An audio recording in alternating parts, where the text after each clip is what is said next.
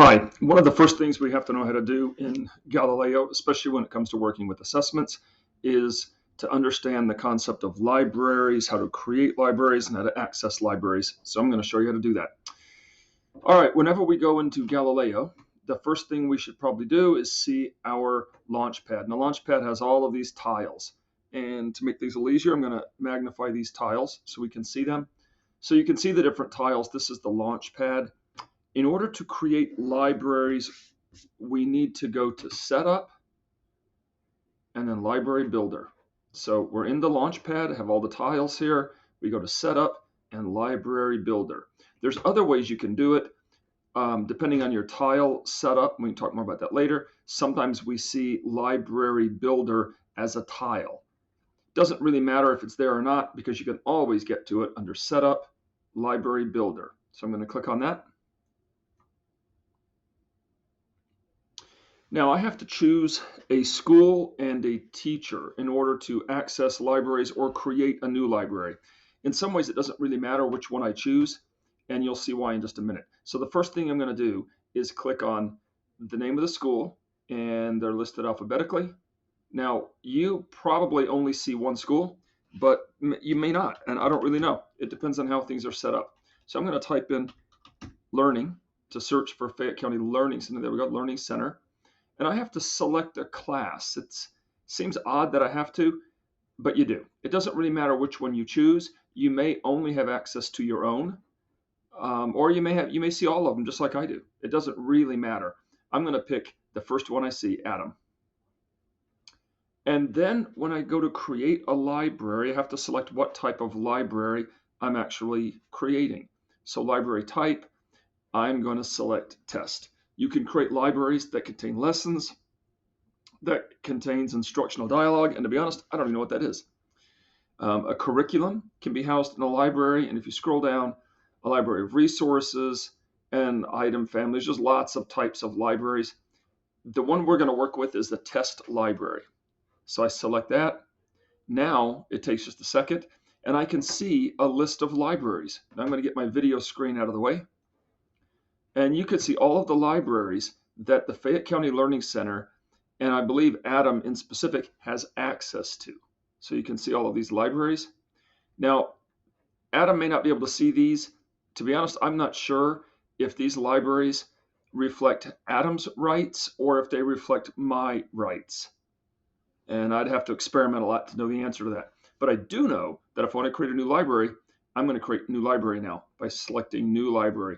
So first of all, I have to go to Setup, Library Builder. Then I select the school, and you have to select a teacher's name. And if you're a classroom teacher, you may only have your name. If you're a building level leader or have been assigned administration rights, you may have the names of all the teachers in your school. District level folks may have the names of every teacher in the district. So I've got Setup, Library Builder. I've got the school. I've got a teacher's name. I select the library type, and then I click New Library. Now, this is a little bit confusing, but when I select New Library, what I have to do is I have to, first of all, give the library a name, and I'm going to call this TLC Shared Library, and I've made one earlier, this. And I want this to be for this year only. So name and year, I give it a name that means something, save and next. Now, this is the part that is a little bit confusing. Choose an access level. Well, I can assign it to people who are at the district level, the school level, the class level, or the user level. And so this will make sense when I jump in here, but it's kind of like files and folders inside of files and folders. If I select school, I'm going to say high school. And again, I don't think that really matters. Fayette County Public Schools. Actually, the way this is set up, that doesn't work. So let's try this. Let's middle schools. Okay, that doesn't do it. So grade school. There we go. For some reason, all of our schools are listed under grade schools. That goes back in time, and I'm not sure why we did that, but we did.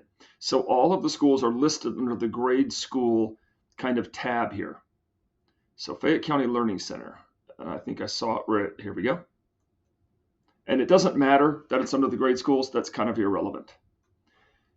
Now, I have to set permission levels. Read only means that folks can see what's in the library and they can access what's in the library, but they can't modify it. And they also can't add to the library.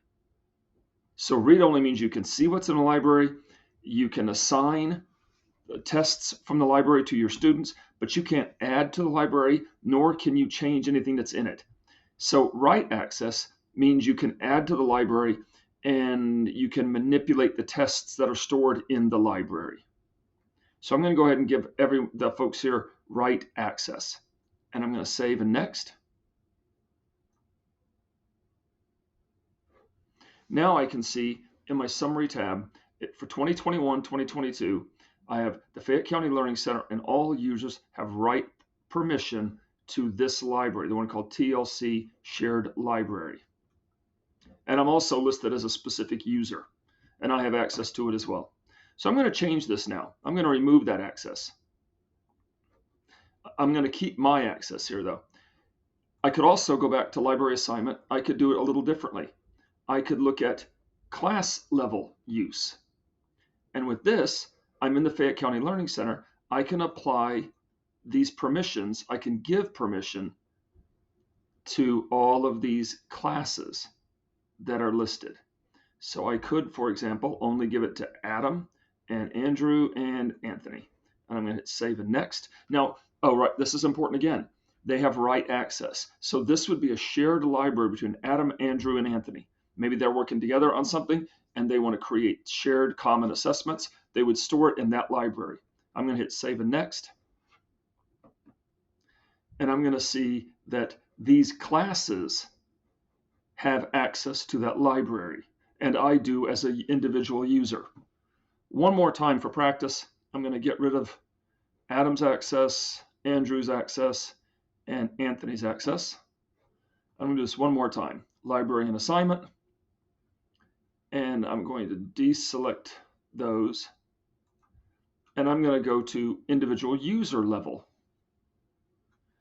And I have to select the school that I'm interested in. And of course, it's the Learning Center. Click the plus button. And then I'm going to say, let's give this library to Bill, Benjamin, and Anthony. And then I could assign it to other teachers if I want because I'm at the district level, but that's perfect for what I need. So at the user level, discrete specific users, I've assigned it to these three folks. Save and next. And again, I can see in my summary tab, the name of the library, TLC Shared Library, the school year selected, it's a test library, and in these individual named users have write access to that library. In other words, they can see what's in it, they can add to it, and they can manipulate what's being stored in that library. So that's how we create libraries. And that creating libraries is a really important step when it comes to using Galileo for assessments.